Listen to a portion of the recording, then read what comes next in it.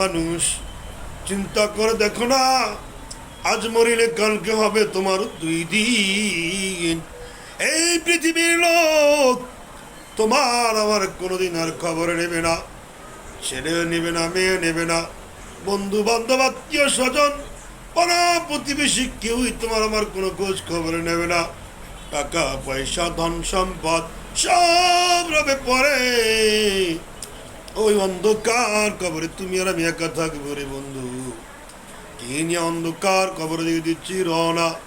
আমার নবী আরবি মুহাম্মদুর রাসূলুল্লাহ সাল্লাল্লাহু আলাইহি ওয়াসাল্লাম ডাকতে বলেন, ও আমার উম্মতেরা, রাত্রি বেলা যখন ঘুমাও, ঘুমানোর আগে তুমি তোমার আমল নামার হিসাব করে ঘুমাও। কেন করবে জানো?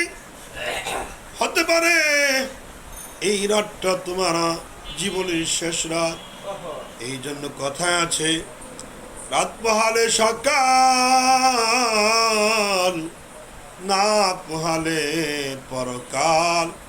মুসাফির হাম ইহা সব হয়, কবর ফের ঠিকানা। कोई आगे रोना है, कोई पीछे रोना।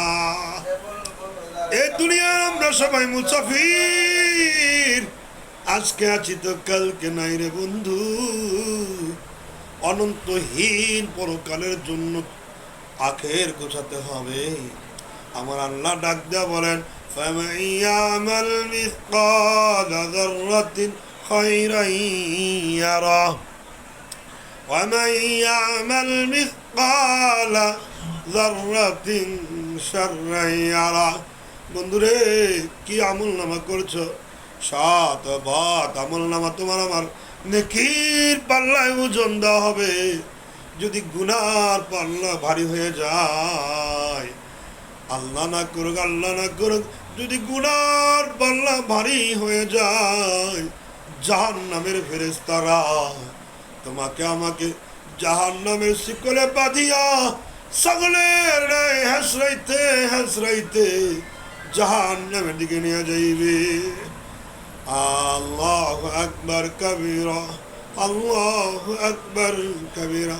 আর যদি নেকের পাল্লা ভারী হয়ে যায় রে বন্ধু,